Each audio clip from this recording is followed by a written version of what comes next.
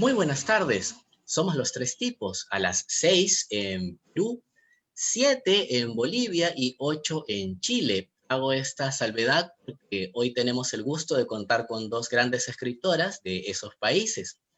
Presentaré a continuación. Está con nosotros Cicinia Anse, es de Cochabamba, Bolivia. Ella lleva 12 obras publicadas entre novela, cuento, microficción y cuento poesía, como Auroras de Papel en 2016, Insania en 2018, Omicron en 2020, una antología personal de microficción, y hace muy poco acaba de salir Micronesia, una antología de autores en homenaje a Homero Carvalho, destacado escritor boliviano. Cicinia ha participado en diferentes antologías nacionales e internacionales editadas en varios países hispanohablantes. También está con nosotros hoy Connie Tapia. Ella es de Santiago de Chile, aunque hoy vive en Arica. Es escritora y editora de Catartes Ediciones. Ha publicado Viviendo entre Sarracenos en 2008, reeditado en 2018, y Osario en 2018.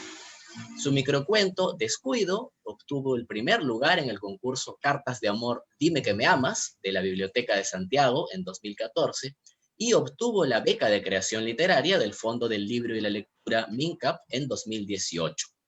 Sus trabajos han sido publicados en variadas antologías en Chile y Perú. Tony dirige el taller literario La Licuadora y el club de lectura Prometeo, Los Hijos del Fuego. Muy buenas tardes a ambas, qué gusto contar con ustedes. ¿Qué tal, Miguel Ángel, Daniel, Raúl, Connie? Qué gusto. Para mí es todo un privilegio y un gusto estar aquí con ustedes. Muchas gracias por la invitación. Hola a todos, hola Daniel, hola Raúl, hola Miguel, hola Cicilia. Bueno, aquí contenta de poder conversar con ustedes y poder compartir un rato de literatura fantástica.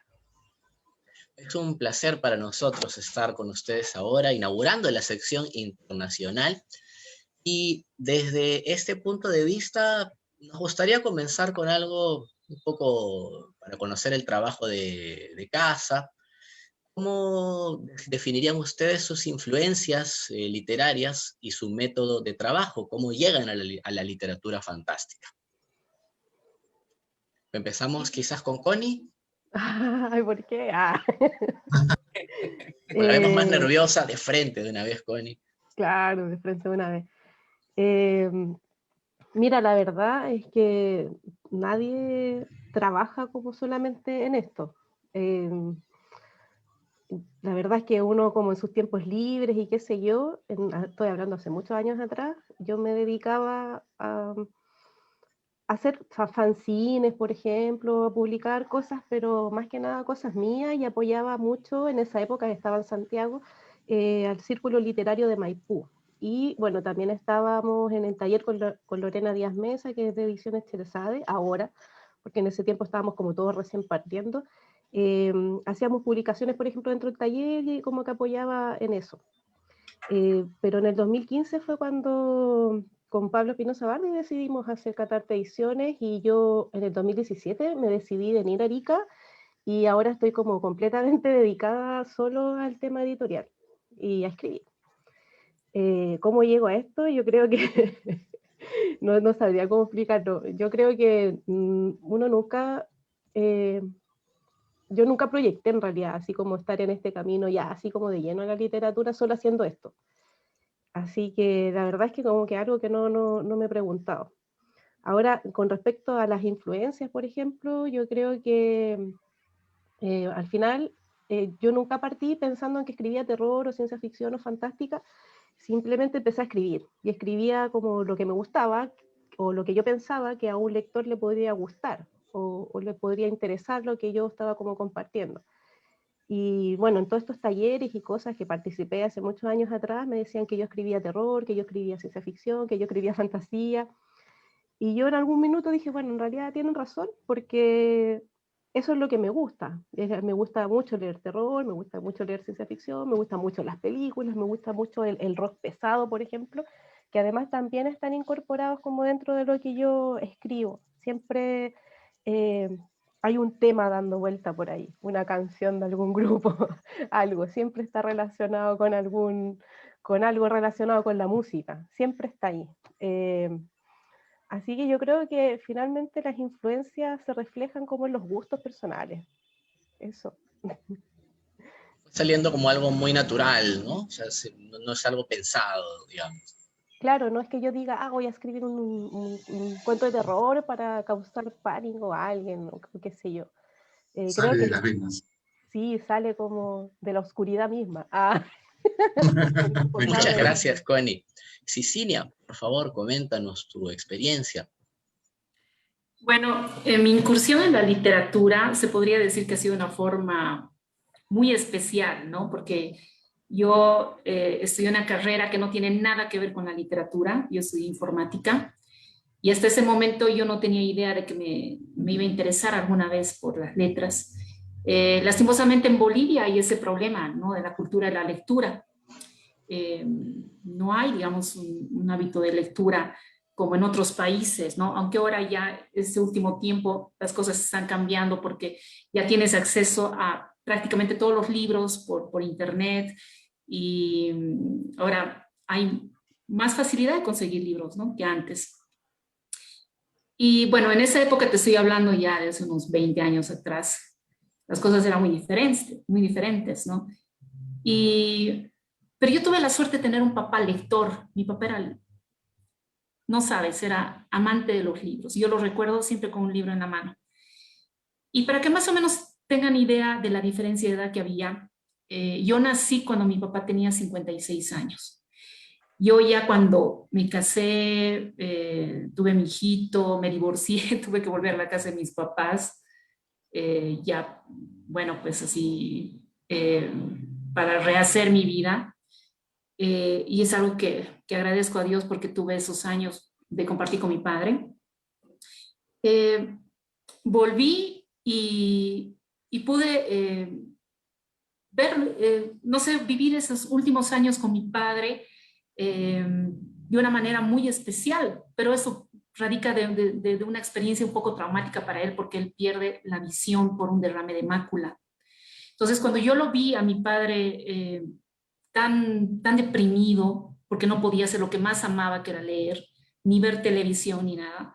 Entonces yo le dije, papá, te leeré un libro. Y estamos hablando de una Sicilia que se escapaba de los libros, que solamente tenía que leer lo que le daban en la universidad.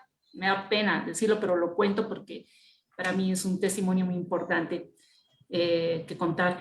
Y él se entusiasmó y me dijo, sí. Yo le dije, ¿qué libro quieres que te lea? Y él me dice, tengo curiosidad por el libro del caballo de Troya, de J.J. Benítez. Entonces yo toda ingenua me voy a buscar el libro. Le digo, caballo de Troya, me da, claro, el libro. Varios. Claro. Y dije, pues, Dios mío, esto no voy a terminar de leer jamás, ¿no? Y cuando llego a casa, yo dije, bueno, pues leeré 1, 2, 3 días y se va a olvidar mi papá, ¿no? Y empiezo a leer el libro, pero mi papá con un reloj suizo 1 hora antes del almuerzo en la sala esperándome para la lectura. Y bueno, ya tuve que seguir y empecé a leer. Casi a los 2 meses termino el libro, yo feliz, pues ya, por fin. Y mi papá me dice, pues, ¿y ahora qué libro me vas a leer? ¿No? Pero como yo incursioné con J.J. Benítez, ciencia ficción, aunque, bueno, hay rumores de que en realidad cuenta una historia que sí pasó. Yo dije, bueno, a ver, voy a escoger un libro y continué con Benítez, con el libro de La rebelión de Lucifer. Y ahí ya me agarró la lectura, ¿no? Ya me atrapó y le leía y me entusiasmaba y hablábamos de estos temas. Y después ya yo empezaba a buscar por internet nombres, conocí a Edgar Allan Poe, a Lovecraft, a Le Fanu, Sheridan Le Fanu, Mary Shelley, Bram Stoker. Inclusive le leí un libro de William Blatty, ¿no? El de exorcista. O sea, pobre mi padre, que se tenía que agarrar el sillón escuchándome esas Pura historias. literatura ligera, ¿no? Exacto, sí. Antes de ir a comer. Claro, sobre todo. Imagínate, ¿no? del Sobre exorcista. todo, para abrirle el apetito, ¿no?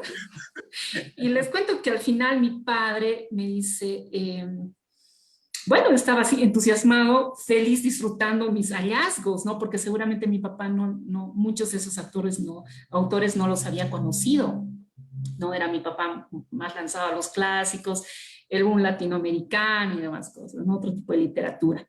Pero yo ya me metí de lleno a lo que era la ficción, el misterio, el terror, y quedé yo fascinadísima. Y al cabo así de un año me di cuenta que la lectura había hecho pues su magia conmigo, ¿no? Me destapó la imaginación y empecé a tener pues unas ideas que daban vueltas en mi cabeza. Y yo le decía, papi, ¿qué pasa si esto? ¿Qué pasaría si el otro? Y él me decía, ¿por qué no escribes? Yo le decía, papi, no, yo no soy escritora, yo no estudio literatura, no me creo capaz. Y era esa la discusión de meses. ¿Por qué no escribes? ¿Por qué no escribes? Y yo creyendo que no podía hacerlo. Hasta que un día, no sé si en Chile y bueno, en el Perú sé que hay los mercados de ropa usada, la ropa americana que le llaman. Sí, sí hay. Bueno, el 2007 salió una noticia que iban a cerrar esos mercados acá, pero lo que no se dieron cuenta era de que eran miles de familias que ya dependían de la venta de la ropa usada para subsistir. Entonces empezó a haber marchas, así de miles de personas, y en una de esas que estaba yo con mi hermano yendo a recoger a mi papá, estábamos yendo a recogerlo del médico, me dice mi hermano como, en son de broma, me dice, ¿no? Imagínate, tú te podrías comprar el camisón de la reina Isabel y nunca te enterarías que era de ella, ¿no? Y se ríe. Y yo me quedo pensando y digo, oye, realmente todas esas ropas, esas prendas tienen una historia que contar, o sea, tú no sabes a quién perteneció, ¿no? Ya dejas volar la imaginación. Y cuando estuve con mi papá le dije, papi, mira, de la ropa usada, ¿te imaginas? No sé, ¿tú crees que la energía de las personas se quedan pegadas en la ropa? Y él me decía, sí, o sea, es parte de lo que de lo que trata la física cuántica, ¿no? Y yo le digo, ¿y qué pasaría si una persona va y se compra no sé, parte de un uniforme de un nazi? O sea, ¿tú crees que esa energía se ha quedado y le va a afectar a la persona? Y él me dijo una cosa muy inteligente como para que nos demos cuenta que la imaginación no tiene un tope, no tiene un techo. Me dice, ¿por qué de un nazi? ¿Por qué no directamente de Hitler? Entonces yo me quedé toda la noche pensando en el tema y me tuve que levantar y no sé por qué, qué fuerza extraña obró en mí. Empecé a escribir. Y escribí una historia acerca de un minero orureño, boliviano, que se compra la ropa usada, un abrigo negro de cuero, que se queda fascinado con esa prenda. Y al día siguiente yo le digo, papi, te voy a leer ahora, vamos a salirnos un ratito del libro, te voy a leer algo. Y le leí lo que había escrito, pero no le dije que lo había escrito yo. Y él escuchó y se queda fascinado. Y me dice, ¿qué pasa después? Y le dije, no, no hay nada más. Le dije, eso es todo. ¿Cómo que no? Me dices. Y le dije que lo había escrito y él se quedó, pero con el rostro iluminado y me dice, pero no puedes dejar esto así, tienes que continuar. Y ahí me entró un miedo terrible porque dije, ¿qué hice? ¿Qué hice? Ahora no puedo parar. Si no sigo, lo decepciono. Si sigo y si no lo logro, ¿qué hago? Y tuve que empezar a escribir y a investigar, a leer sobre, ya les voy a contar porque ese es mi primer libro, que es este de acá, no sé si lo ven. El abrigo negro. Sí. ¿No? Si se fijan, se ve a Hitler y se ve un minero. Se ven tropas de soldados. El minero está más guapo, el minero está más bonito. Sí, y aquí hay los diablos de la diablada, ¿no? Me caen mejor también, mucho mejor. Sí, entonces empiezo a estudiar sobre la Segunda Guerra Mundial, sobre la vida del hombre andino, y yo quise rescatar cómo era la vida del hombre andino, porque tenía mucha curiosidad también del tema. Bueno, al cabo de 6 meses terminé el libro, mi papá súper feliz, yo súper entusiasmada y empecé a escribir otro libro, pero no tenía la intención de publicar porque yo no conocía a ningún escritor, no conocía nada de lo que eran editoriales. Entonces yo, la verdad, no tenía interés, no tenía en ese momento el interés ni la necesidad de publicarlo, porque yo lo había hecho motivada más por mi padre, ¿no?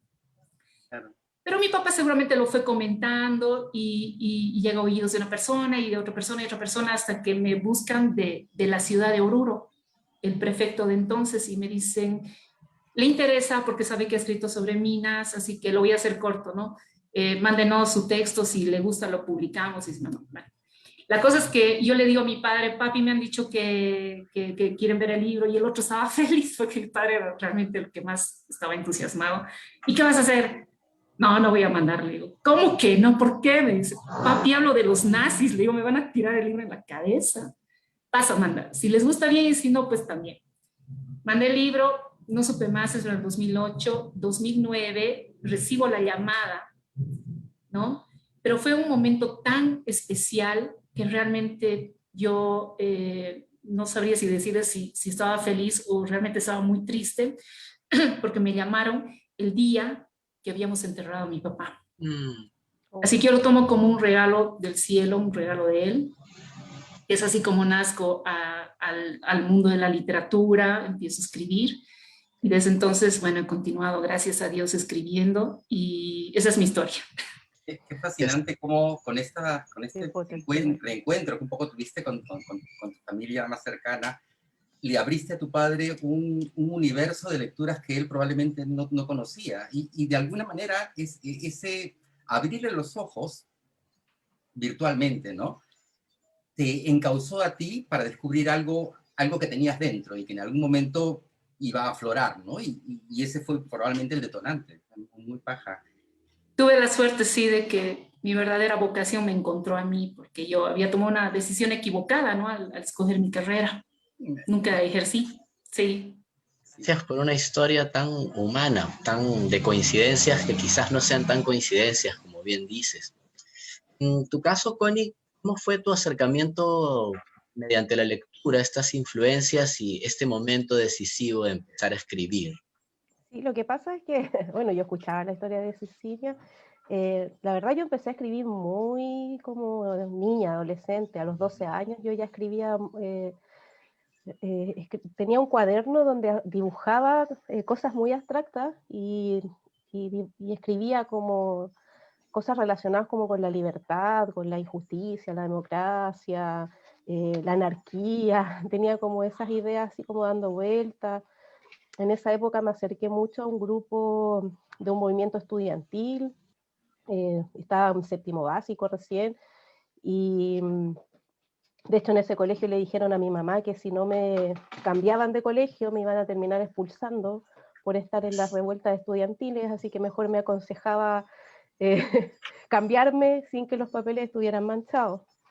En esa época también tuve mucho acercamiento con un grupo de teatro que era de otro colegio, porque mi colegio era un colegio de niñas. Y en el otro colegio era un colegio mixto que se llamaba Valentín Letelier, y ahí había un profesor que recibía como alumnos de otros colegios, que estuvieran como cercanos dentro del radio de ese colegio. Entonces nosotros las tardes íbamos a hacer teatro. Entonces yo hice mucho teatro en el Valentín Letelier. De hecho, mucho tiempo después, cuando entré a la universidad, ya cuando tenía 18 años, eh, entré al grupo del teatro vocacional de la USACH y ahí estuve 5 años.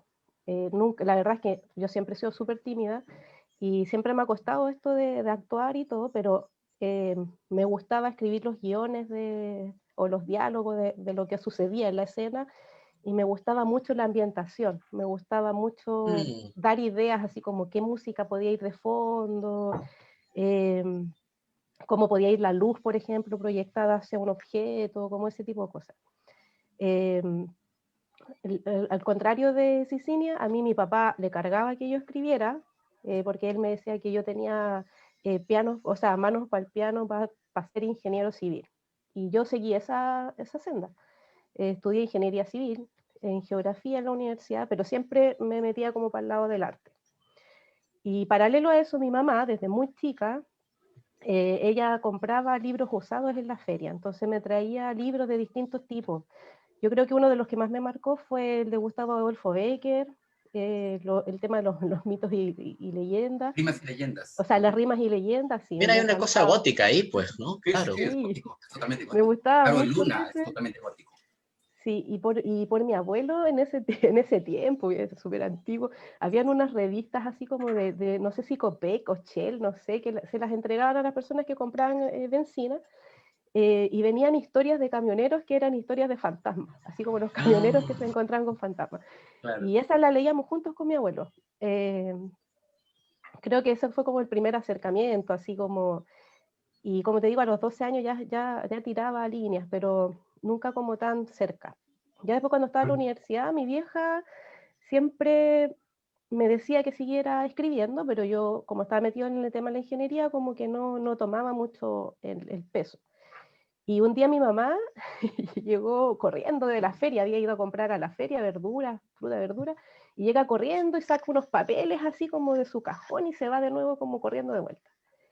Y después cuando vuelve con un libro que era de un escritor de Conchalí, de Santiago, que usaba un seudónimo que se llama Pseudónimos. Su seudónimo era Pseudónimos.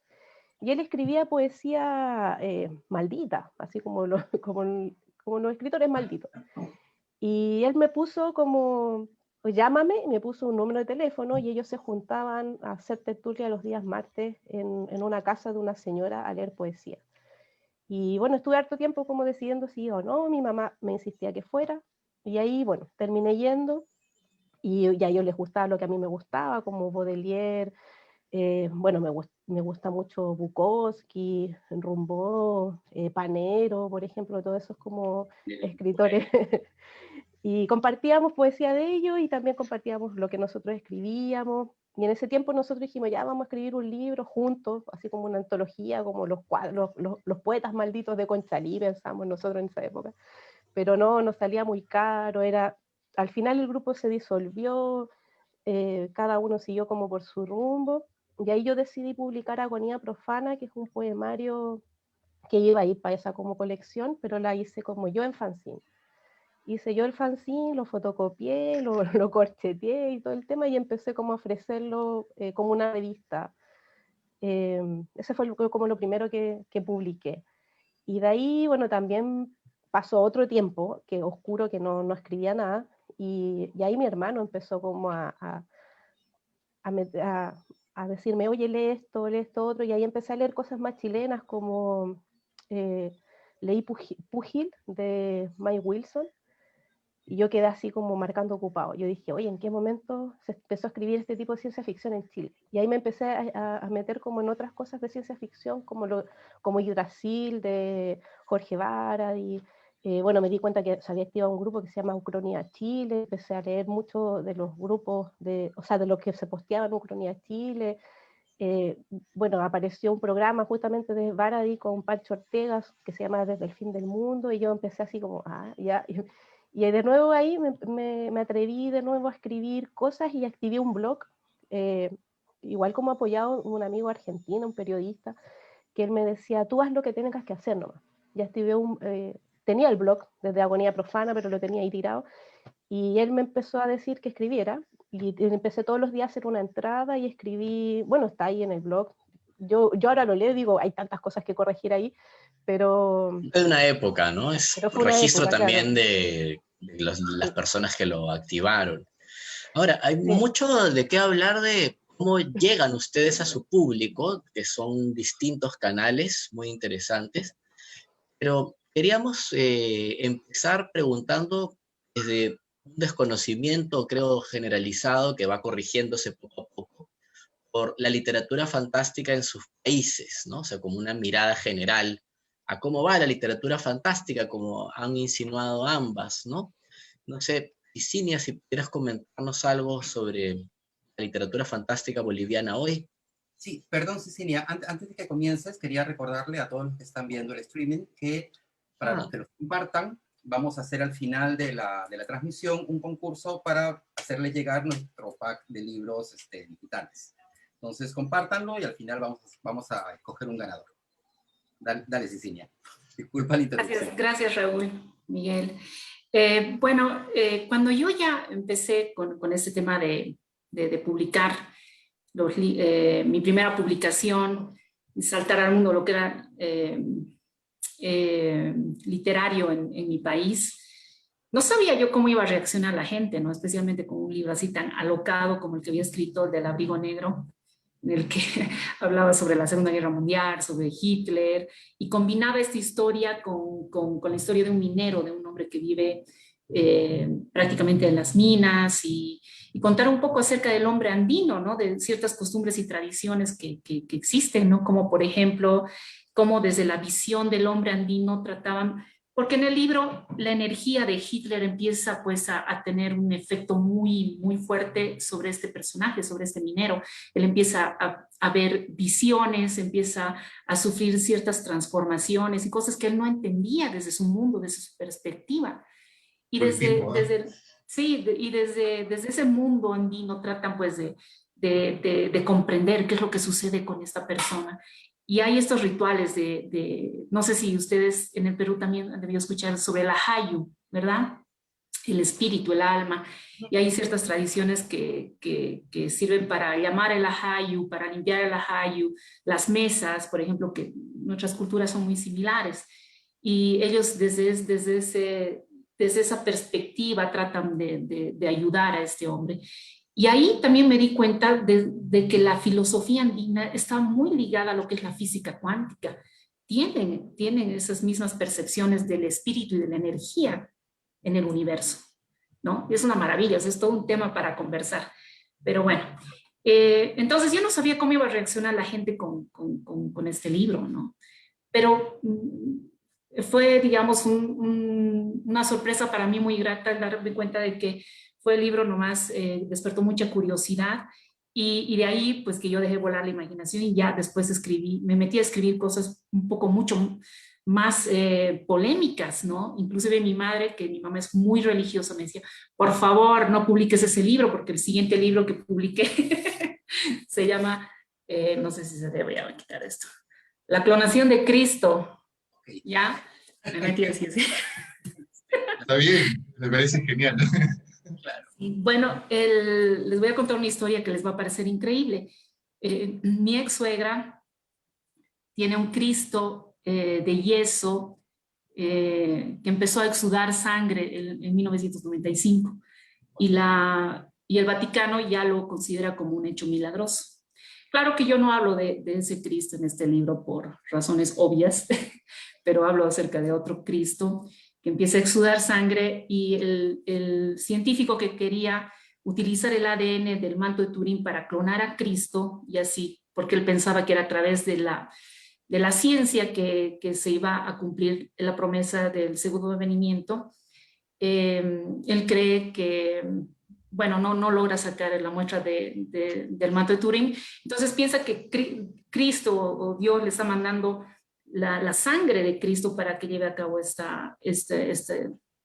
fin, ¿no? Entonces él utiliza el ADN de una de estas imágenes de yeso que exuda sangre. Entonces mi madre me dice, por favor, por amor a Dios, así no publiques ese libro. Y yo pues estaba en una situación bastante difícil y lo hice leer con 3 sacerdotes el libro antes de publicarlo. Y los 3 me dijeron, dale con todo, ¿no? Y lo publiqué. Y gracias a Dios fue bien, digamos, son libros, digamos que son sí polémicos, pero hacen reflexionar y hacen pensar y pienso que esa es la finalidad después de todo de las obras que se van publicando. De ahí me interesé por saber sobre la literatura fantástica en mi país, ¿no? Entonces empecé a estudiar y encuentro nombres desde el inicio del siglo XIX y nombres que no son muy conocidos, ¿no? Julio Aquiles Munguía, que escribió un libro que se llama Corimarca, que es uno muy famoso que habla acerca del mundo andino, pero lo combina con hechos fantásticos. Emeterio Villamil de Rada, no sé si han escuchado el nombre, que ha escrito La lengua de Adán, el hombre de Tiahuanaco.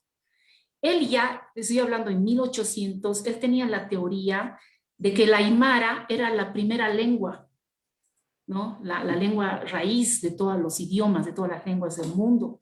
Y lo creían loco, ¿no? O sea, se le reía, lo creían loco y el tipo termina suicidándose. Y después de muchos años, realmente grandes estudiosos de la lengua, grandes estudiosos, inclusive de ingeniería, han estudiado la lengua del aymara y han descubierto de que es un lenguaje algorítmico. Inclusive lo han usado en la Segunda Guerra Mundial como una forma de crear códigos, ¿no? Para que no sean detectados.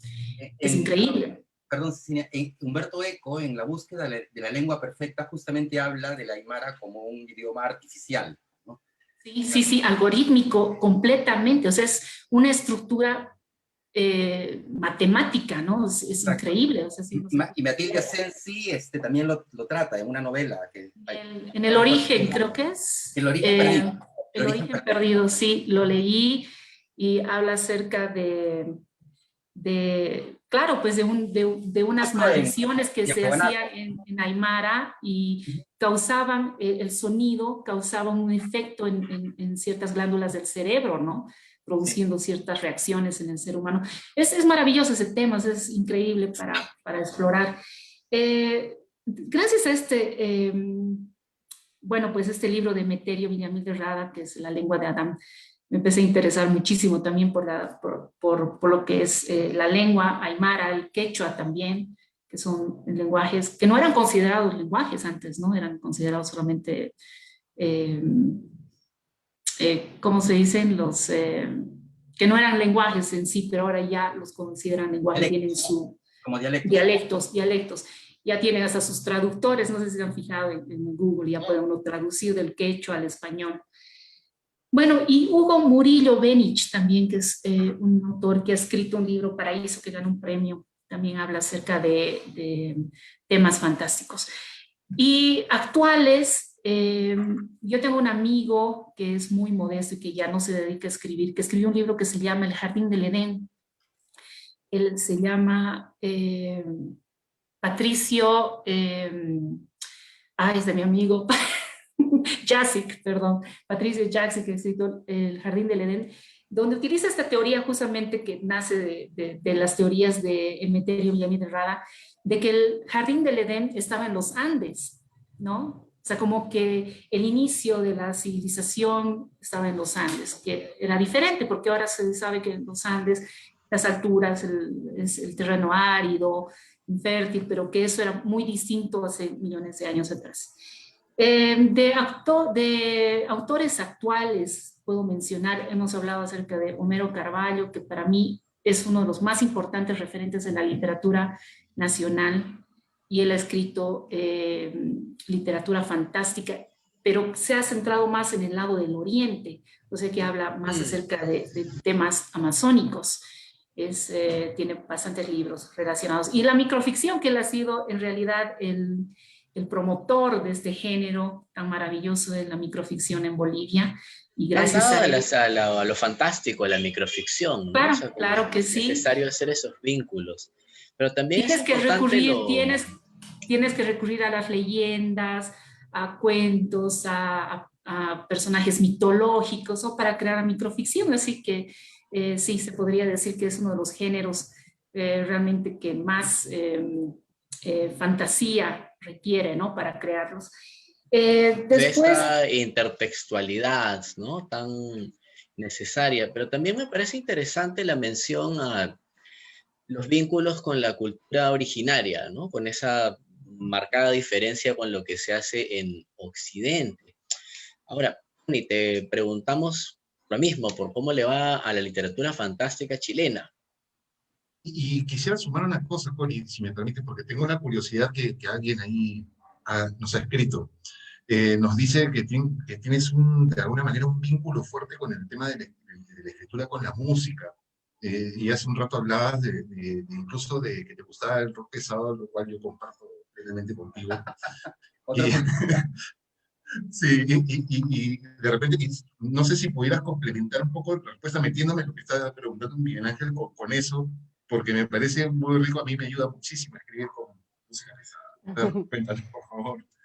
Ya mira, yo creo que voy a retomar como un poco el punto que había dejado anteriormente hilado, que tenía que ver en el fondo con estos movimientos que se forman cuando Jorge Baradi con el Pancho Ortega hacen este programa que se llama Desde el Fin del Mundo, que ojo que Desde el Fin del Mundo vendría siendo como el primer Historia Secreta de Chile, así como que la Historia Secreta de Chile vendría siendo como una compilación de todos estos podcasters que se escribieron, o sea, que se hablaron en esa época. Muy baja. Más o menos como en el 2004, diría yo, 2004-2005, había un grupo, un fandom muy fuerte en Chile que que estaba justamente liderado por, no sé si liderado, yo le pongo liderado, por Luis Saavedra Vargas. Él era un promotor. Bueno, lo publicamos ahora hace poquito por Catarte Ediciones, pero él en esa época era un promotor de la ciencia ficción en Chile. Organizaba conversatorios, charlas, y todo en torno a la ciencia ficción. Entonces ahí aparecen, bueno, varias figuras como Sergio Alejandro Amira, bueno, también está Jorge Baradi, Pancho Ortega, que son como los que ya después ellos hicieron contrato con otras editoriales, con Planeta, qué sé yo, y por eso en el fondo como que se dan a conocer más. Pero ellos nacen también como en esa época. Paralelo a eso, hay otro movimiento muy fuerte en Chile que se llama Chile del Terror. Chile del Terror fue idea de un chico, creo, no estoy realmente segura, de un chico que es de Rancagua, que después se fusiona con Aldo Astete Cuadras, que es un escritor, editor también de terror en el sur de Chile, y empiezan como a promover todo lo que tiene que ver en el fondo el terror, como a lo largo de todo Chile. Y ahí aparecen varios autores en la primera revista que ellos sacan, que se llama Ominous Tale.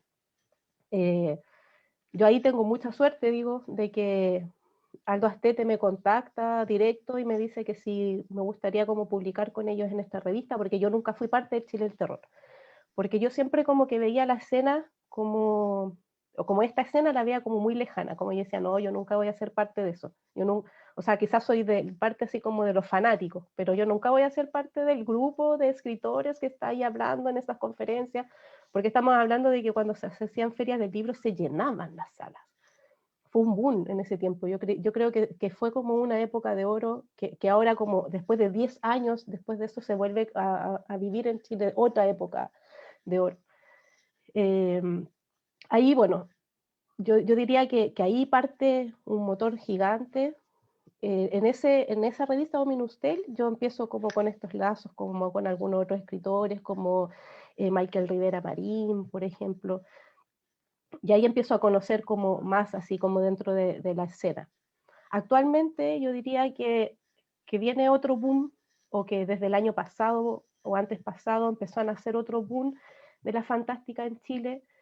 Aparecen asociaciones como la ALCIF, Asociación de Literatura de Fantasía y Ciencia Ficción Chilena, donde, bueno, ahí hay varios escritores, ¿no? Como Leonardo Espinosa, Michel Deb, Wilber Gallego, que son parte como del directorio de esta asociación. También aparece Luis Saavedra liderando como director, cuando recién aparece al CIF, y aparecen otras como páginas como Blogger o cosas así, donde empiezan a mostrar ya más la literatura de género. Entonces creo que ahora como que hay un nuevo boom.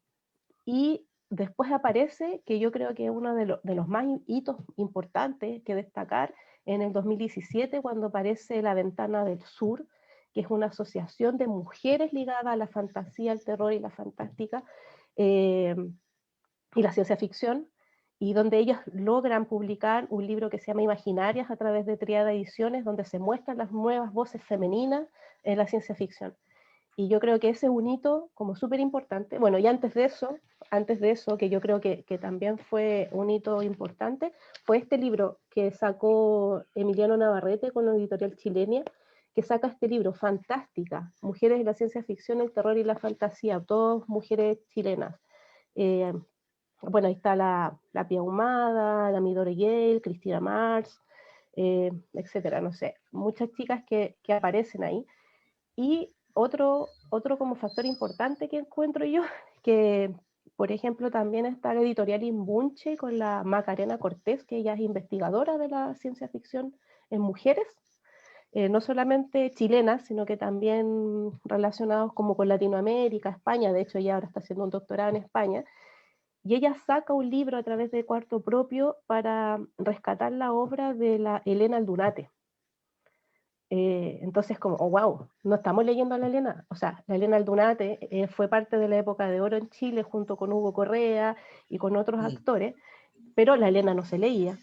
Y Tremenda escritora, perdón que te corte, pero nadie se da cuenta de esos easter eggs. En un cuento mío aparecen, ¿cómo se llama este cuento? Un cuento de ciencia ficción. Aparecen apellidos de escritores y escritoras latinoamericanos y la protagonista es la académica Aldunate, en homenaje a una escritora tan poco conocida, desafortunadamente, en Perú. Claro, y bueno, Imbuche ahora tiene un libro que se llama Juana y la cibernética. Por lo que me contaba a mí la otra vez la Macarena Cortés, creo que es un libro que va a salir en venta digital en algún momento, ojalá es que ya esté luego, y se va a poder descargar y se va a poder leer. Pero eso es gracias también a que hay una apertura a la ciencia ficción escrita por mujeres, porque de hecho, por ejemplo, está el libro Poliedro 6, o sea, bueno, este es el último que sacaron, Poliedro. El grupo Poliedro es un grupo de ciencia ficción chileno, este es el número 6, donde compila autores de ciencia ficción, terror, etc. Y acá, no sé, si hablamos, no sé, son 24 autores, 4 serán mujeres. Entonces, por eso es importante el hito de Imaginarias o el hito de este Fantástica. Y lo que hace Imbuche ahora con traer de vuelta la obra de Elena Aldunate. Y bueno, ahora nosotros, junto con Imbuche, Catartes con Imbuche, nos fusionamos y postulamos un proyecto para rescatar la obra de Hilda Cádiz, que es una escritora de ciencia ficción de la misma época de Elena Aldunate, y la vamos a publicar este año. Entonces yo creo que para la ciencia ficción como escrita por mujeres, creo que ahora está en apertura. Bueno, felicidades por los proyectos, qué bien por los rescates. Y además una pregunta que teníamos flotando por ahí. Lo de la música no lo dije, perdón. Daniel está ahí con carita de, ¿cuándo van a hablar del metal? Metal, por favor, con todo. Sí, de hecho iba a decir que hubo una época, es que yo siempre vivo a destiempo, Daniel, siempre vivo a destiempo, porque hubo un grupo que hizo 2 libros que se llaman Metalenguaje. Y ellos, a través de Metalenguaje, bueno, escribieron, creo que uno fue de poesía y el otro fue de narrativa, o fueron los dos fusionados y sacaron 2 volúmenes. Mira, yo siempre ando a destiempo, nunca cacho nada, nunca entiendo nada, y me entero cuando ya pasaron las convocatorias, cuando ya están los libros publicados, cuando está todo eso. En esos libros, por ejemplo, está esa esencia. Yo en particular escribo siempre como, o sea, aparecen en mis textos las canciones. Por ejemplo, no sé, dentro de un poema aparece, no sé, un tema de anatema, por ejemplo. Yo nombro el tal tema de anatema, qué sé yo. O por ejemplo, tengo cuentos que terminan así como que el personaje va a poner la radio y escucha un tema, no sé, de Led Zeppelin, como para acabar la escena. Maravilloso. O, por ejemplo, no sé, tengo un microcuento donde, bueno, es un microcuento bien así como crudo, donde el tipo mata a un cura y lo mete dentro de un cajón, entonces dice que saca un disco de Vital Remains y lo pone y empieza a martillar el cajón mientras escucha esa música. Qué perfecto, de verdad. Bueno, quisiera antes de pasar a una siguiente pregunta, quisiera comentarles a todos nuestros espectadores de que hay mucho influencia también de la música en los libros de los 3 tipos que pueden encontrar en la plataforma de Lectu, ¿no? También ahí van a encontrar un poco esta esencia musical, ¿no? Todos influidos, algunos un poco más por el metal y otros un poco, ¿no? Pero ahí pueden encontrarnos y hay libros gratuitos también de nuestros participantes de los retos en Twitter que hacemos sobre microcuentos, justamente sobre microficción. Para esto, terminada la destacada publicidad, quisiera de repente que Cecilia nos cuente un poquito sobre la literatura también escrita por mujeres, acerca de la ciencia ficción o incluso el terror, ¿no? Un poco, perdón, sus influencias. Me parece, quizás va más dirigido al terror, me parece haber visto que tienes también una influencia, un gusto por Anne Rice, que es una favorita, ¿no? De repente nos podrías comentar un poquito de eso, Cecilia primero, y después Connie también que nos cuente acerca del mismo tema. Claro que sí, Daniel. Has mencionado a una de mis autoras favoritas, Anne Rice. Ella me inspiró para escribir un libro que se llama Las Crónicas del Supai. ¿Ustedes conocen el personaje Supai? Claro, los demonios. ¿Sí? ¿Tú, Connie, también? A ver si tengo aquí la portada de mi librito. Viene así. Se van a fijar que hay unas carabelas y me van a decir, ¿y qué onda con el Supa y las carabelas? Y Anne Rice. El 2014 a mí me operaron de la rodilla. Tuve un problema y estuve aproximadamente un mes en cama y estaba muy afectadísima porque me dejaron como una sonda donde, bueno, pues un drenaje, ¿no? Y yo me acuerdo que al ver así como drenaba mi sangre, me vino una sensación horrible, no sé por qué, no quería ni destaparme así para ver. Y, y alguien, una amistad, tal vez de alguna manera un poco irónica, me trae el libro de Anne Rice, Entrevista con el vampiro, ¿no? Entonces, así donde habla de bastante sangre. Y dije, no me voy a dejar, o sea, no me voy a dejar afectar por este tema. Entonces, lo leí, el libro me encantó más que la película, mucho más. Y ahí yo me fijé que tenía pues las crónicas vampíricas, un montón de libros, y traté de conseguirlos y muchos de ellos no había de dónde conseguir. Entonces los fui bajando de internet y los fui leyendo y me fascinó. Y uno de los personajes que a mí más me encantan de la mitología andina es el Supay, ¿no? Este personaje que es tan ambivalente. Y aquí en las minas lo colocan, lo llaman el tío de la mina, lo colocan en la entrada de la mina y los mineros tienen que rendir una ofrenda para entrar y garantizar así su integridad física, ¿no? Porque este dios y protector puede que esté de buenas o puede que esté de malas y depende de su humor el que sobrevivas o no. Entonces lo que hacen es sacrificio de una llama y riegan la sangre dentro de la mina. Eso se llama, bueno, es un ritual que utilizan para poder entrar. Entonces yo pensaba en este personaje y dije, a ver, el tío de la mina está dentro de la mina, en las profundidades, donde no llega la luz del sol, es un ser sobrenatural, le atribuyen poderes sobrenaturales, es inmortal. Para mí era una especie de vampiro. Yo dije, ese es un vampiro andino. Y me entró la idea, dije, tengo que escribir sobre este personaje. Entonces se me ocurre la idea de escribir un personaje que nace en Europa, en Alemania, en 1300, que, bueno, llega la peste negra y tiene un maestro que lo salva y lo convierte para salvarlo porque se iba a morir porque ya estaba infectado.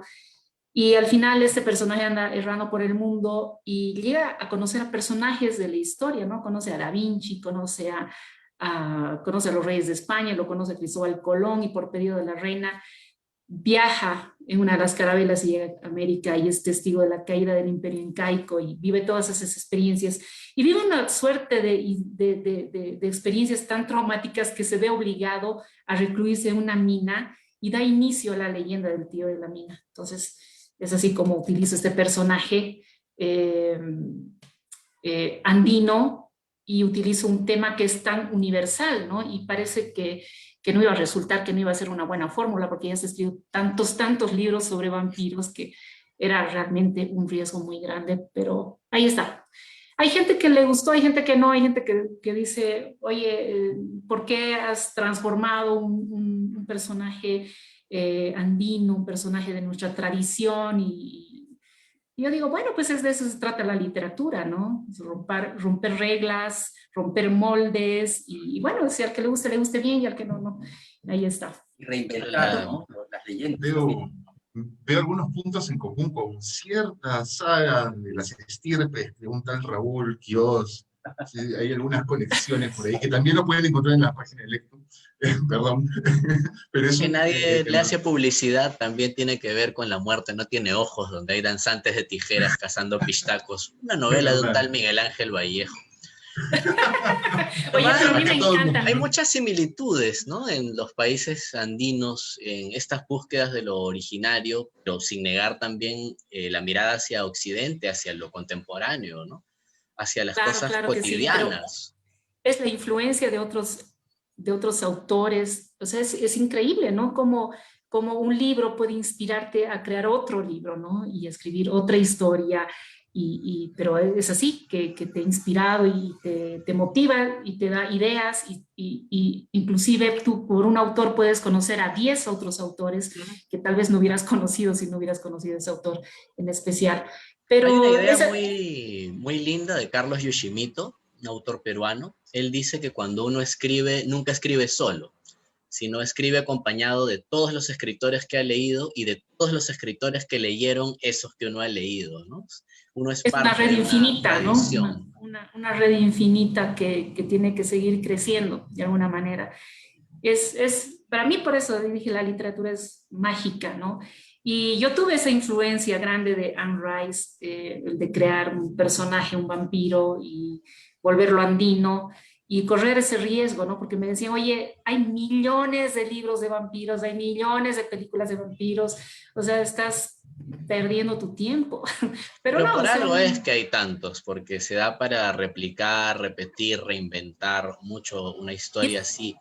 Y Pero estamos ahora, en una era donde se está rescatando otra vez estos personajes que por un tiempo han quedado, ¿no? Medio de lado, ¿no? El vampiro, bueno, los superhéroes también en los cómics, pero se están rescatando personajes del pasado, ¿no? Yo mi hijo lo veo, por ejemplo, que está muy familiarizado con cosas que yo veía de niña, ¿no? Y eso es por los remakes que se están haciendo en las películas y se están rescatando estos personajes y a mí me parece fabuloso. es un trabajo también de la industria, ¿no? De la edición. Aquí queríamos comentar sobre cómo es que estas historias llegan al público. Y preguntarte, Connie, por el trabajo editorial que realizas con Catates. En general, ¿cómo ven el mercado editorial en sus países? Wow. Bueno, creo que no es fácil ahora con pandemia el tema del mercado editorial, porque donde se realizaban más ventas era en las ferias de los libros que son presenciales y están, por lo menos acá en Chile, todo suspendido en ese sentido. No, algunas cosas se han hecho en Santiago, como firmas de libro con distanciamiento social y ese tipo de cosas, pero en librerías. Nosotros estamos en Arica, al lado de Tacna, Perú, y para nosotros en general es súper como difícil sacar los libros de acá hacia el sur, porque nosotros, nuestra ciudad es como considerada ciudad aduanera. Por lo tanto, si queremos sacar libros hacia el sur, tenemos que pagar un impuesto o demostrar que nuestros libros han sido comprados en otro lugar que no sea Tacna, por ejemplo. Entonces, es súper como complejo en ese sentido nosotros como editorial. Entonces, ahora lo que hicimos fue tener una distribuidora, tenemos una distribuidora que se llama Pirita, y ellos también eh, hacen que nuestros libros estén por busca libre. Por lo tanto, a través de esas plataformas hemos tenido que estar distribuyendo. Busca Libre, Pirita, pero partimos recién, así que tengo como harta fe de que eso funcione. Y también como que tengo harta fe de que se empiecen como a activar de nuevo las ferias, porque yo creo que eso es donde más se vende, ¿no? Es muy difícil que se venda.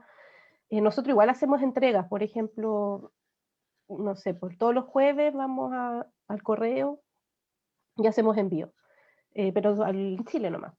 Antes, por ejemplo, eh, bueno, no con todos los libros, pero habíamos tenido posibilidad de hacer como intercambios con la editorial Cthulhu.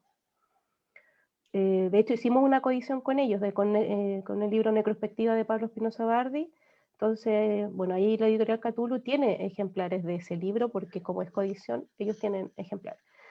Eh, pero aparte de eso, nosotros hicimos un intercambio. Por ejemplo, le mandamos una cierta cantidad de libros nuestros y ellos nos mandaron una cantidad de libros de ellos, y el punto de encuentro de nosotros era Tacna. Entonces podíamos hacer eso de que nuestros libros, por ejemplo, llegaran a Lima y los libros de Cthulhu podrían llegar al público chileno.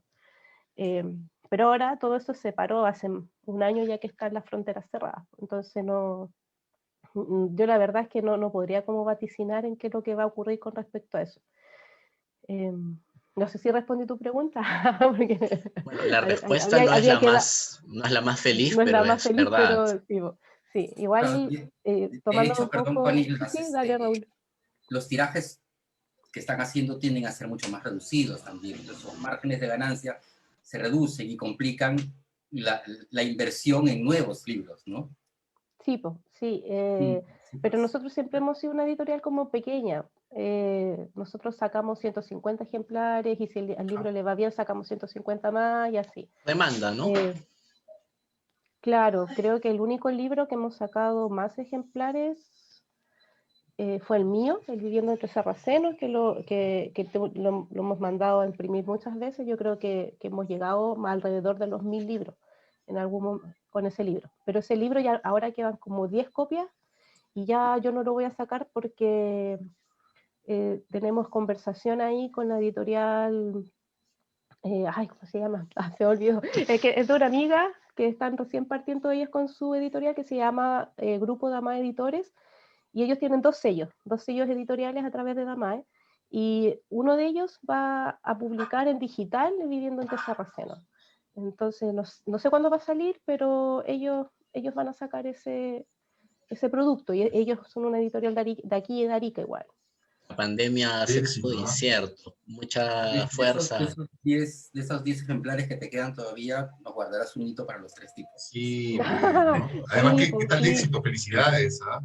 Es que lo que pasa es que ese libro, ¿sabes qué? Le fue muy bien, porque a pesar de que no es un libro para colegio, porque es poesía bien oscura, y habla como de temáticas bien complejas, creo yo, así y todo, profesoras de acá de Arica lo trabajaron con sus alumnos haciendo como el paralelismo con la poesía gótica. Entonces hicieron una muy buena mediación lectora con ese libro. Y aparte de eso, a través de un programa que se llama Escritores en Movimiento, algo así, o Literatura en Movimiento, del Ministerio de las Culturas, las Artes, mi libro se leyó en Arequipa, en un colegio. Ah, qué bueno. Wow. Sí, entonces, claro, los chicos leyeron mi libro y yo después viajé a Arequipa a conversar con los chicos de qué le había parecido el libro y nada, fue una experiencia súper bonita. Pero eso Cosa tan igual, linda eso siempre. sí, pero eso Los igual implicó lectores. como un punch, porque también fue parte del plan lector del Colegio Adolfo Beizaga de acá de Arica, entonces también por todas esas cosas el libro se tuvo que imprimir más veces y se imprimieron hasta esa cierta cantidad de libros.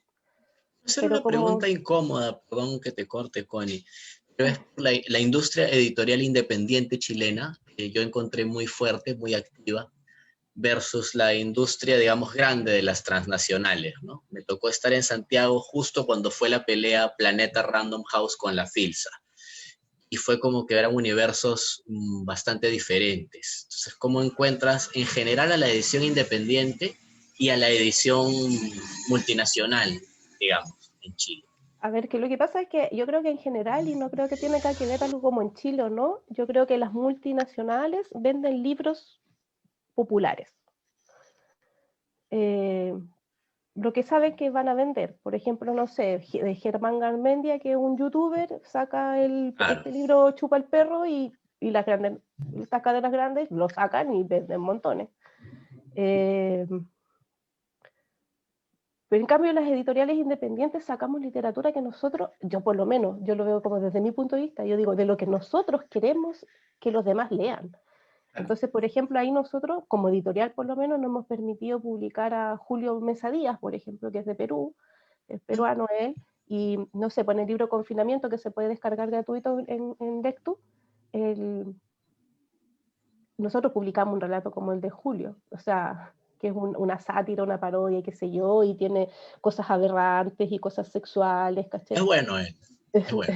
Es bueno. De hecho, lo vamos a sacar ahora nosotros con Karate este año. Eh, porque nosotros, como editoriales independientes, nos atrevemos a sacar esas cosas. Entonces yo creo que las editoriales independientes tienen más libertad de sacar cosas. Claro, y ahí hay distintos mercados, ¿no? O sea, lo que nosotros queremos publicar versus conocer otras editoriales que quizás son editoriales más pagas, que si el autor viene y paga cierta cantidad de dinero, la editorial va y le saca el libro, no importa si es bueno o malo, y lo tira al mercado. Entonces, ahí, ¿no? Ahí tenemos como para conversar un programa entero como con respecto a cuál es el objetivo de las editoriales. Yo te puedo hablar desde mi punto de vista. Yo siento que ser independiente genera que nosotros podamos publicar un libro aberrante, o sea, ponemos nomás atrás que diga mayor de 18, O el mismo Ujú, libro mío que va a salir ahora. Nosotros ahora le pusimos una advertencia de contenido ujú, claro. eh, fuerte para advertir que es un libro que no puede leer personas que no tengan criterio de forma o deformado. Muchas gracias, Connie. Sí, perdón. Antes de pasar a la misma pregunta para Cecilia sobre el movimiento de las editoriales, tanto grandes como independientes en Bolivia, queríamos recordarles a todos los que están viendo la transmisión que por favor compartan esto, porque al final del streaming vamos a hacer un sorteo con todos aquellos que hayan compartido. El, el ganador se va a llevar un pack de los libros de los 3 tipos. ¿Qué Y tal? nada, y nada. Por favor, Cecilia, lo mismo que consultábamos con Connie. O sea, ¿cómo ves tú el mercado editorial tanto independiente como a gran escala en Bolivia? Bueno, tendríamos que hablar de dos tiempos, digamos, ¿no? Prepandemia, pospandemia, Claro. ¿no? Cómo era la realidad prepandemia. Como yo les había comentado, ¿no? Cuando yo empecé a escribir, yo no tenía idea de cómo iba a publicar un libro, o sea, no conocía. Y seguramente ese es el problema que deben tener muchos escritores que no han publicado, muchos jóvenes que seguramente han escrito y no encuentran la manera o las vías de poder publicar un libro. Existen las editoriales tradicionales, que son aquellas que tienes que enviar tu libro, tu manuscrito, lo leen y en una revisión, una comisión decide si te lo van a publicar o no, si le van a poner tu sello, si se van a arriesgar a publicarte, si ese libro se va a vender o no, ¿no? Y bueno, y últimamente apareció también otras editoriales que, como dice Connie, publican cualquier cosa, ¿no? Más funcionan como una imprenta que como cualquier cosa. Entonces ya tampoco te dan la garantía de que ese libro se va a vender o que te van a dar a conocer o que tiene una calidad. Es muy difícil, ¿no? En mi caso se dio de una manera súper casual, es como les conté, ¿no? Que nació de esa manera. Ya después tuve que conocer y tuve que interiorizarme cómo es que funciona. Y ahora yo publico con una editorial que es antigua y tradicional, que son Los Amigos del Libro, se llama. Ya tiene 50 años en Bolivia. Y, y bueno, yo tuve suerte también con la publicación de mis libros, saco ediciones grandes y es como Connie, que a mí me empezaron a invitar en un colegio donde leyeron uno de mis libros y cuando vas a dar la charla y los estudiantes se entusiasman y quieren leer tus otros libros. Entonces sí, digamos, se llegó a crear una red de distribución interesante en los últimos 10 años y llega la pandemia y lo cambia todo, ¿no? Los que más han sido afectados, bueno, han sido bueno, el lado de la cultura, ¿no? No solamente la parte de la literatura, estamos hablando del cine, de los actores, del teatro, de la música, todo se ha visto muy afectado. Y es triste porque yo hablando con un amigo que también es artista, me dice, veo a mis alumnos artistas en el teatro que están dedicándose al delivery, a trabajar en eso porque no consiguen trabajo. Y es muy triste, ¿no? Entonces me imagino también las editoriales han sufrido un golpe muy fuerte. Yo me he quedado con libros publicados, encajonados en mi casa que no se venden. Entonces hay que empezar a adaptarnos a las nuevas formas, ¿no? A lo que es la distribución por Internet. No me agrada la idea del libro digital todavía, porque para mí nunca va a reemplazar el libro físico. Yo prefiero 100 veces el libro físico al libro digital. Siempre digo que para mí leer un libro digital es como enamorar virtualmente, ¿no? No es lo mismo. Falta el tacto y toda esa magia que te ocasiona pues, el tocar un libro, ¿no? El tenerlo cerca. Y bueno, entonces ha sido muy difícil, ahora sigue siendo bastante difícil, no han encontrado un sistema, una manera de poder distribuir, ahora que Correos también en mi país quebró, ya no estaban sacando al exterior, nada. O sea que es muy difícil la distribución de libros y la venta de libros también. Entonces se han dado maneras, han visto. Y más bien es algo curioso que estas editoriales independientes son las que han sido más ingeniosas, se han dado formas de ver cómo distribuir sus libros, cómo crear eventos donde atraer la curiosidad de la gente y darse la manera de poder hacerles llegar, hacer estas mini ferias en determinados lugares, ¿no? En las plazas, en las calles, a la entrada de los centros comerciales, donde tú los ves congregados y están mostrando los libros. Y bueno, están sobreviviendo curiosamente. Uno podría pensar que estas pequeñas editoriales eran las que iban a morir primero, pero no, son las que se están manteniendo y es en gran parte gracias a su ingenio. Ese Espero que... conocimiento de supervivencia, ¿no? Sí, Aprovecho sí. para hacer una mini publicidad. No estamos vinculados en el evento, pero hay una feria del libro ambulante el sábado 20 en la Plaza Francia de Lima, por la tarde. Vayan por ahí, van a ir escritores a distribuir libros que previamente hayan acordado y a ofrecerlos también. Lo más independiente del mundo es esta feria. Va a estar interesante darse una vuelta.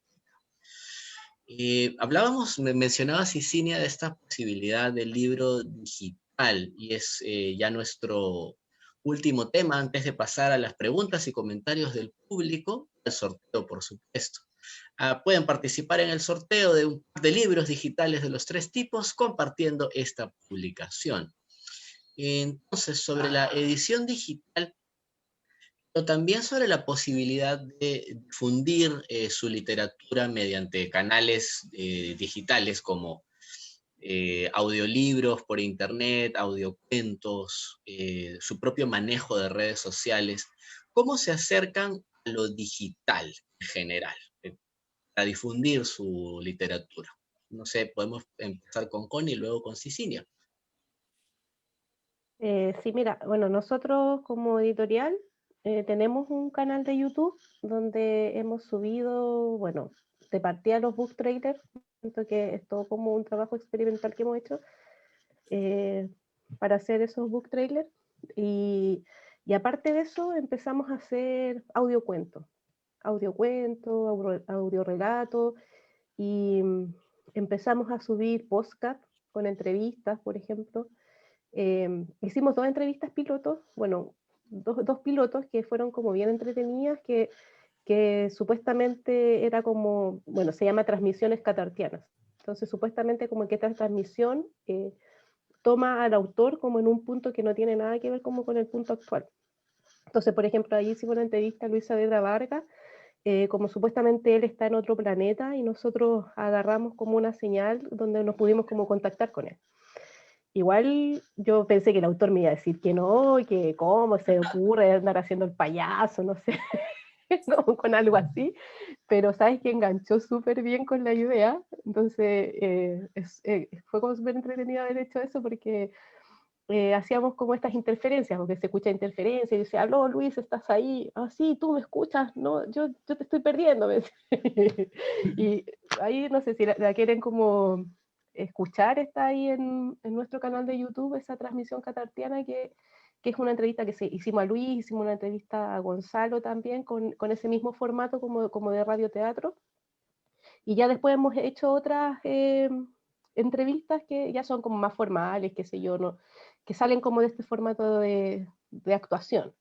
Hoy día mismo de estar ahora apareciendo una entrevista, y nosotros íbamos a empezar a transmitir a las 9 de la noche una entrevista con René Torres Cornejo, que es un ilustrador que trabajó con nosotros el caso de Vincent Fonseca, así que ahí debe estar ahora reproduciéndose esa transmisión. Y ahora en pandemia creo que recién nos como cuestionamos el tema de hacer libros digitales, porque nosotros no teníamos libros digitales, trabajamos solamente con el libro físico. Y bueno, lo primero que sacamos fue Confinamiento, que es un libro que es descarga gratuita por Lectu, pero ahora como estamos con esta distribución con Pirita, hemos estado conversando justamente con ellos a ver si los libros que ya salieron de circulación, por ejemplo, como La Ópera de la Carne o Yonkion, libros que eran plaquet, que sacamos, no sé, 150 ejemplares, se vendieron y ya no sacamos más copias. Eso es sacarlos como en digital para que la gente los pueda leer esos autores. Eso antes de, porque nosotros, Yonkion y La Ópera de la Carne, lo que queremos hacer es que eran unas plaquettes como tipo revista. Entonces nosotros lo que le pedimos a los autores es que si podían como trabajar más la obra y que pudiera salir como un libro. porque como plaquet la gente como que no lo compra, es como que, una revista, como que no lo toma como que si fuera algo literario. De eso nos dimos cuenta en las ferias. Entonces le pedimos a ellos que engrosaran eso para que nosotros pudiéramos sacar ese mismo producto, pero en libro y con obviamente una historia más como tipo novela. Pero estamos pensando en poder sacar estos libros en formato digital. Yo no tengo como recelos con el tema digital, sobre todo ahora viendo cómo se ha movido el tema de la pandemia, el tema del libro. O sea, creo que justamente los libros digitales son los que están saliendo harto ahora. Porque la gente busca un libro y lo busca digital. Sobre todo nosotros que estamos en Chile y alguien en México nos quiere leer, nosotros no estamos haciendo envíos para México. Por lo tanto, ¿cuál es su opción? El libro digital. Así que es algo que estamos nosotros trabajando, esperamos que en este 2021 podamos tener un par de libros digitales de la editorial. Muchos éxitos, ojalá se pueda concretar. Y además porque sí, es una situación de emergencia un poco que requiere esta creatividad para ir adaptándonos, ¿no? Las posibilidades además que ofrece el libro digital, ampliar el contenido, la distribución, como bien comentas. Bueno, Cecilia, si pudieras comentarnos no solo sobre la edición digital, sino también de los otros canales por internet donde difundes tu literatura. Bueno, igual, ¿no? Hay un antes y un después. Creo que antes de la pandemia, no solamente voy a hablar de manera personal, pero voy a hablar acerca de la humanidad entera, nos resistíamos, ¿no?, a dar ese salto al siglo XXI. Ya estaba la tecnología disponible, ya teníamos la tecnología, pero seguíamos viviendo como si estuviéramos en el siglo pasado, en el siglo XX. Nos resistíamos a dar ese paso, ¿no? Seguíamos así, la tecnología nos podía permitir tener muchas facilidades, pero preferíamos seguir haciendo las cosas de la manera antigua, de la manera tradicional. Llega la pandemia y nos empuja, yo digo, bueno, nos dio la patada y nos mandó al siglo XXI y nos vio obligados a utilizar las tecnologías que ya estaban disponibles para poder realizar muchas actividades, ¿no?, de trabajo, de reuniones. Y mira cómo ha cambiado la vida, ¿no? Cómo ha cambiado todo. Antes no hubiera sido posible esta reunión, ¿no? Vía Zoom, reunirnos yo con Connie, ella en Chile, ustedes en Perú, yo en Bolivia, y tener esta conversación. Y que nos estén viendo todavía, ¿no? Y que nos estén viendo en diferentes plataformas, en diferentes redes sociales. Y hay esa facilidad en la que ha podido haber una conexión entre diferentes autores de diferentes países. En la época de pandemia yo he tenido la fortuna de conocer a muchos escritores de muchos lugares de Latinoamérica, hacer amistad con mucha gente interesante, crear una red bueno, le estaba hablando a Connie, ¿no? Hay una red de escritoras, mujeres de microficción que se llama REM, y bueno, tengo la fortuna de ser una de las integrantes fundadoras de esta red que está creciendo cada día, y es una red donde acogemos a las mujeres y que ellas puedan escribir a través de la microficción, hacer denuncias o expresarse o manifestar alguna emoción, sentimiento. Y bueno, esperemos que crezca, que se integren más mujeres escritoras y siga creciendo. Pero eso no se hubiera dado si es que no hubiéramos vivido este asunto de la pandemia, ¿no?, que nos ha obligado de cierta forma a entrar de lleno al siglo XXI y hacer el uso de las tecnologías. Ahora existen ya más medios virtuales para poder promocionar. Son estas reuniones, conversatorios, conferencias que se dan a través de Internet, donde puede llegar en forma masiva a la gente, ¿no? Y la gente, bueno, pues has visto cuando se ha visto obligada a estar recluida, encerrada, no le quedaba más que, bueno, pues estar conectado e ir viendo y escogiendo qué temas pues son de su interés, ¿no? Ya no tanto en las actividades sociales, físicas, ¿no?, donde tú tenías que estar. Inclusive eso ya nos ha cambiado. Ya hemos cambiado. A mí, por ejemplo, ya me da miedo salir sin el barbijo, ¿no? me siento segura con mi barbijo y con el distanciamiento. Y antes me preguntaba por qué los europeos eran tan frívolos, ¿no? Tan diferentes a los latinos, tan distantes, tan fríos. Y es su historia que los ha vuelto así. Ellos también han vivido pandemias, han sufrido ese tipo de experiencias que los han obligado al distanciamiento social, lo que nosotros estamos viviendo. Y me pregunto si en unos años va a cambiar nuestra forma de ser, de los latinos, que Ojalá somos, no, ojalá sí, no. exacto, Y que aquí somos, tengo que confesar algo. No somos europeos, obviamente, pero los tres tipos no nos hemos reunido físicamente en años. claro, Dando Hemos la empezado cuenta el todos los proyecto días, en la ¿no? virtualidad y estamos a 25 cuadras el uno del otro y no nos hemos Extrañan los reunido. abrazos. No hay fotos de nosotros tres juntos, si se pueden dar cuenta, por algo es.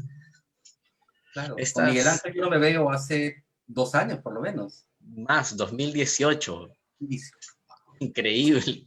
bastante tiempo, o sea, no fue cuestión de la pandemia nomás, que se vieron obligados a separarse. Cosas que pasan. Pero bueno, esto ha traído oportunidad de conocerlas, siquiera por internet, ha sido un gusto. Acercarnos por intereses, ¿no? Por estos intereses en común, conocer desde nuestra ignorancia, sentimos la necesidad de conocer lo que están haciendo personas interesantes como ustedes. No están tan cerca, pero a la vez lo están, gracias a internet y a estar un poco juntos en esta cruzada por la literatura fantástica. Es ya, bueno, nos hemos pasado 18 minutos con todo el placer del mundo, con todo el gusto. Seguiremos pasándonos porque hay todavía algunas preguntas del público y algunos comentarios también para leer. Y, por supuesto, un tiempo para que puedan comentar muy brevemente, por favor, aquellos proyectos en que estén ahora y no hayan comentado en esta entrevista. Unos minutitos, Connie. Bueno, la verdad es que yo siempre he pensado que ser editora y escritora es o eres uno o eres lo otro. Es como que difícil dividirse. Mira, actualmente con la editorial nos adjudicamos un proyecto que te comentaba de Imbunche, así que estamos trabajando en esta recuperación de la obra de Hilda Cádiz. Creo que esa va a ser un trabajo titánico porque Hilda Cádiz lo que dejó fueron los libros impresos, pero no tenemos nada digital, por lo tanto tenemos que digitalizar todos esos libros para poder sacar su obra. Así que vamos a estar titánicamente trabajando en eso por harto tiempo hasta que el libro salga. Paralelo a eso, bueno, vamos a sacar un libro de Julio Mesa Díaz, como les comentaba anteriormente, así que todavía no decidimos qué libro de él sacar, porque hay varios que nos, nos gustan y como que su trabajo nos gusta harto, pero todavía no decidimos cuál. Así que no vamos a adelantar nada de eso, no solamente como el autor. Eh, Hicimos una convocatoria de literatura zombie escrita por mujeres chilenas. Cerramos la convocatoria el 5 de marzo y ahora en abril, el 5 de abril, vamos a dar los resultados como de las chicas que van a quedar seleccionadas. Así que ese libro va a estar de descarga gratuita por Lectu y tenemos ganas de imprimirlo, pero vamos a ver ahí cómo está el presupuesto editorial para ver si lo sacamos en papel. Pero por lo menos el primer paso va a ser descarga gratuita por Lectu. Por mi lado, ahora el 27 de marzo presentamos mi libro Canciones Diabólicas, pero para poder promocionar la preventa del libro. Y estoy por ahí escribiendo un par de cosas, pero no las voy a comentar mucho porque, no sé, como que siento que todo mutó. Primero era un poemario, después ahora una cosa híbrida. No, ya no sé qué se va a transformar, así que nada, le voy a dar como curso a la idea que tengo dando vuelta y ahí veré qué sale al final de ese proyecto. Ya no Estuve sabemos qué va publicando, a pasar mañana no, tampoco, entonces no, hay que ser estuve flexible. publicando unos poemas en Instagram. Yo, o sea, si tú vas a las historias destacadas de Instagram, ahí hay algunos poemas publicados que son parte como de estas ideas locas que me dan vuelta y otras las subí a SoundCloud como audio poema. Así que si quieren ahí como intrusiar algunas cosas mías, las van a encontrar ahí en SoundCloud o en las historias de Instagram de mi perfil. Eso, más que nada. Besitos, Connie. Cicilia, ¿en qué andas ahora? Bueno, Miguel Ángel, les había comentado ayer sacaron una antología que compilé, una antología de microficción en homenaje a Homero Carvalho, el escritor del que les había hablado, un escritor boliviano, que es el promotor de este género en Bolivia, donde se congregó 24 escritores, ¿no? 17 internacionales, 7 nacionales, y hay escritores muy interesantes, muy reconocidos de primer nivel. Está Violeta Rojo, está Pía Barros de Chile, está Ana María Shua, está Luisa Valenzuela de la Argentina, es decir, varios que son realmente de lo mejor de la microficción. Y se llama Micronesia. Ese es en formato digital que está en internet, lo pueden descargar de manera gratuita. Lo publicó Quarks Ediciones, que es una editorial del Perú, ¿no? Y ahora estoy pensando en sacar el libro en formato digital con la editorial de los Amigos del Libro aquí en Bolivia. Y bueno, pues en formato digital, y ya vamos a ver de cómo hacer la presentación, que no se puede hacer una presentación como hubiéramos querido hacer por el tema de la pandemia. Después estoy con una novela, me metí un poco en la historia. Ustedes van a celebrar su bicentenario este año, ¿verdad? Nosotros el 2025. Sí, sí, pues. Están entre esos, sí. O sea, celebración, no sé si sea el verbo, y independencia tampoco sabemos si es la palabra, pero bueno. Sí, algo vamos a hacer. Algo celebraremos.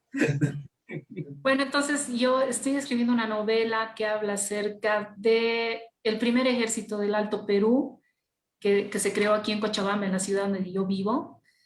Y bueno, voy a contar la historia de 3 personajes que son trascendentales para mi ciudad, ¿no? Esteban Arce, Francisco Rivero y Melchor Guzmán Quitón, que son los rebeldes que crearon el primer ejército en el Alto Perú.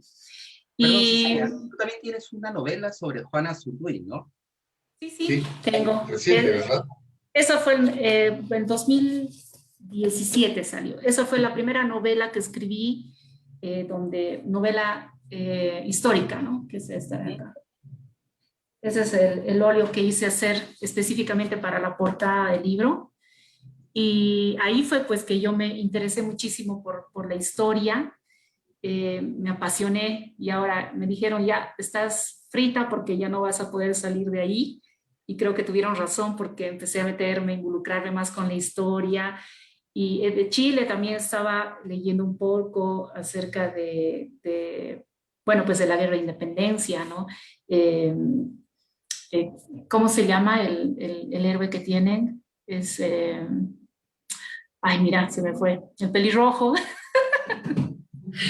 Entonces... ¿Bernardo Higgins era? O'Higgins, exacto.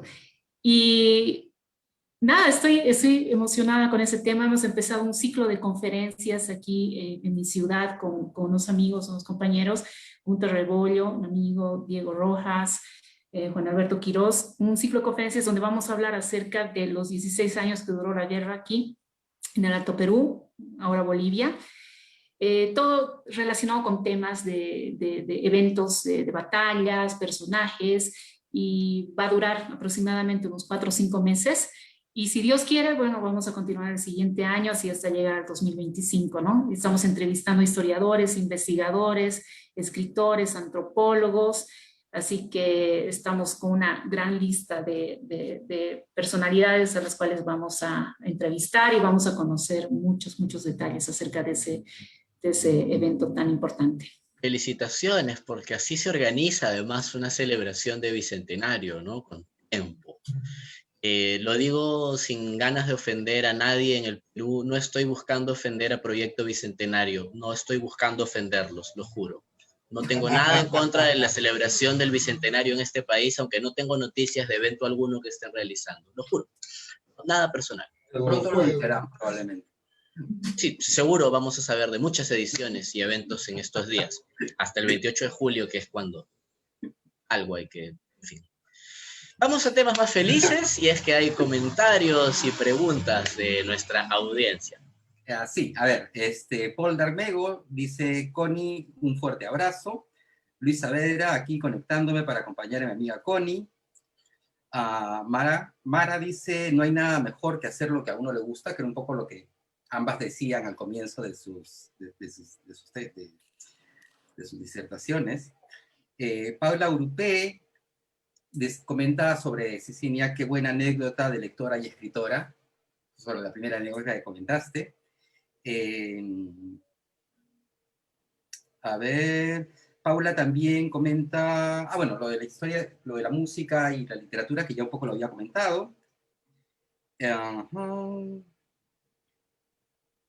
Luis Saavedra dice, buena, con los inicios teatrales de Connie. Teresa Constanza dice, me encantó la anécdota de Cecilia, el hecho de que le hayan contestado de Oruro el mismo día que habían enterrado a su padre. Es una casualidad, como sugirió Miguel Ángel. Julio Sebasco dice, ¿dónde puedo leer sobre paralelismo entre la filosofía andina entre la filosofía andina y la física cuántica? Eso sí es como que una pregunta para Cecilia. Bueno, creo que no existe una literatura que está haciendo esa relación entre lo que es el mundo andino y la física cuántica en sí, ¿no? Yo me animaría, en algún momento creo que lo voy a hacer, pero hay escritores que han escrito y no se dan cuenta que han hecho esa relación entre la física cuántica y el mundo andino. Yo les había comentado sobre este escritor, amigo mío Patricio Jasik, que ha escrito El Jardín del Edén, donde él habla acerca de la chacana. Ustedes también la conocen, la chacana, la Cruz del Sur, donde se ha dado cuenta que no es solamente bueno, es un ordenador sociopolítico, cultural, religioso. También se sabe que es una especie de mapa que a través de la computadora han logrado sobreponer sobre el mapa de Latinoamérica y han encontrado que marca cada arista, marca una localidad de la época, ¿no? Está Tiahuanaco, que era el centro, que antes se llamaba Taipicala, la piedra del centro, y está Cajamarca, está diferentes ciudades importantes de la época pre-incaica. Y el camino de los sabios, ¿no? El camino de los sabios, que se llama no me acuerdo cuál es el nombre en quechua. El camino de los sabios coincide con la parte diagonal de la cruz de la chacana, ¿no? De un extremo al otro. Y marca, y atraviesa lo que es Taipicala. Entonces ahí... claro, ese es el camino de Viracocha, ¿no? Exacto. El camino de Viracocha, exacto. Sí, tiene un nombre, ahorita no me acuerdo. Sobre lugares arqueológicos y posiciones. El Capac Ñam se llama, exacto. Ya los incas trataron de terminar esa obra, ¿no? Tratado, porque es empedrado y va desde el Ecuador y creo que llega hasta Chile, si no me equivoco. No sé si Connie sabe algo al respecto. Y bueno, entonces esto de la chacana realmente te muestra de que existía un conocimiento ancestral muy importante de ingeniería, acerca de física, acerca de, bueno, de muchos elementos astrológicos que han quedado ahí medio olvidados, y hay gente que ahora se está encargando de estudiar, y es este amigo que escribió este libro del Jardín del Edén, donde hace un estudio que con la chacana, con la forma perfecta de la chacana, inclusive podía sacar hasta notas musicales. Es increíble, ¿no? Entonces yo creo que él no se da cuenta que también ha hecho una relación entre lo que es la filosofía andina con la física cuántica. Y seguramente debe haber muchos otros que lo han hecho y tal vez no lo presentan desde ese ángulo, pero lo hicieron, ¿no? Como mi libro también, aunque es una novela histórico-fantástica, también he tratado de combinar estos dos elementos, ¿no? Hablar de las energías desde la visión del mundo andino, el imaginario andino, y las energías desde el punto de vista de lo que es la física cuántica. Ok. Homero Carvalho nos dice, muy bien, felicidades. Sandra Benavides dice, muy interesante escucharlos a todos. Teresa Constanza dice, gran novela, Las Crónicas de Supay. Julio Saavedra dice, me gustaría que Connie nos contara de qué manera su pasado en manifestaciones estudiantiles y teatro se refleja en su trabajo. A ver, Connie.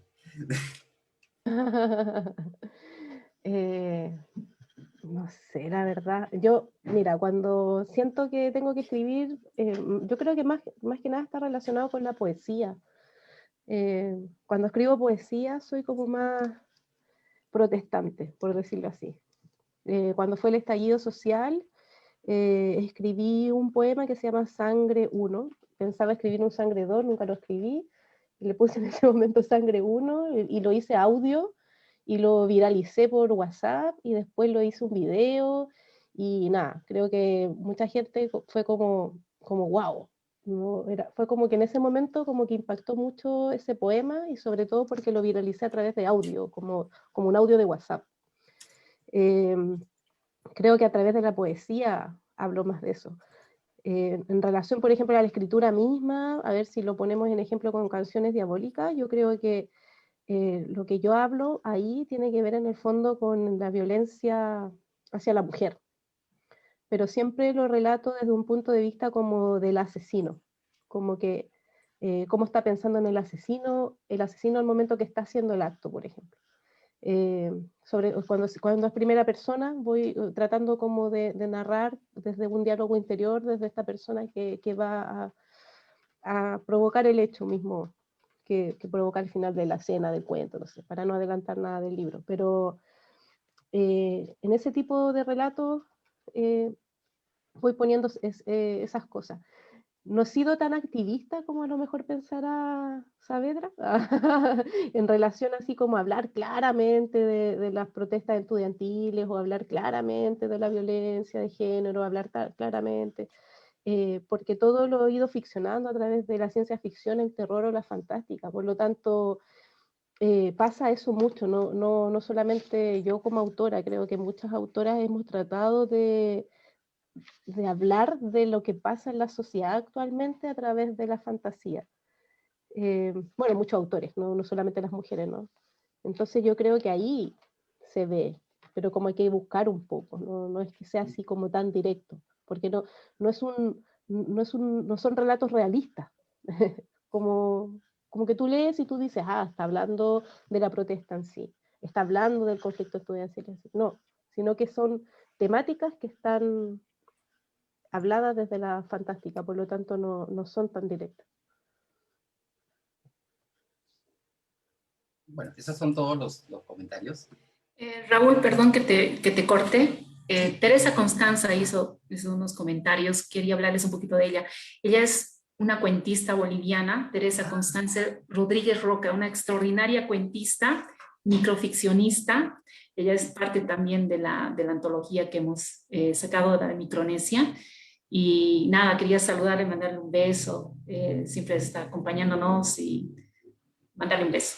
Saludo de los tres tipos también, Teresa. Un gusto conocerles. De verdad ha sido un placer esta conversación. Además nos han dejado algo de tarea para buscar otras escritoras y escritores. Mucha tarea, de verdad. Y tremendos nombres los de Micronesia. Pía Barros, maestra de maestras. Bueno, otra maestra de maestras nos acompañará el próximo domingo a las 6 de la tarde. Los tres tipos vamos a conversar con Leslie Galván, responsable del proyecto Tenebris. Va a ser un gusto también estar con ella, conectados por aquí. Y ahora también será un gusto anunciar a nuestro ganador o ganadora del sorteo del pack de libros de los tres tipos. Bien, vamos a anunciar entonces el ganador de este pack digital, no de fotografías, sino de libros, de los tres tipos, de fotografías no. No creo que nadie quiera la fotografía de los tres tipos, pero No estamos libros, bronceados, sí. pero podemos eventualmente hacer algo más sexy. Un calendario autografiado. Bueno, Calendario de los tres tipos. uy, Que lo compre. qué miedo. Un calendario de terror. Quisiera. Enero, Claro. febrero, ahí. Recreando escenas de terror. Bueno, nuestro Eso podemos. Eso podemos hacer. ganador del día de hoy, tengo el agrado de decir a Ernesto Garrat Viñez, que es nuestro ganador el día de hoy. Por favor, Ernesto, comunícate con nosotros por el chat de Facebook para poder coordinar y hacerte llegar el pack de los libros de los tres tipos, que lo puedas disfrutar. Y bueno, Ernesto, por favor, comunícate lo más pronto posible, que estamos ansiosos por verte los libros.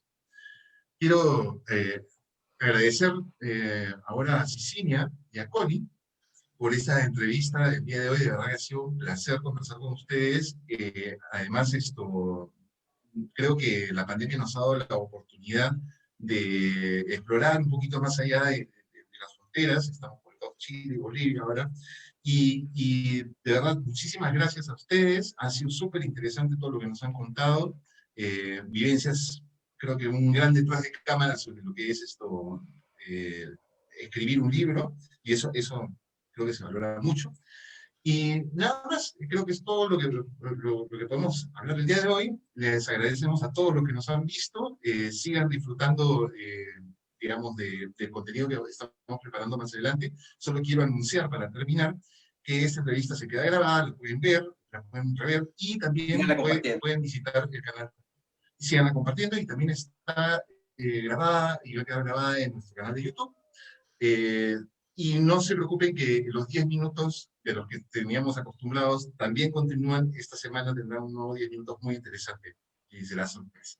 En fin, muchas gracias. Yo no los molesto más. Les pido a nuestros invitados que se queden un minuto más, y con todos los demás que nos están viendo, muchas gracias y hasta la próxima. Hasta el próximo video. Gracias. Fuerte abrazo.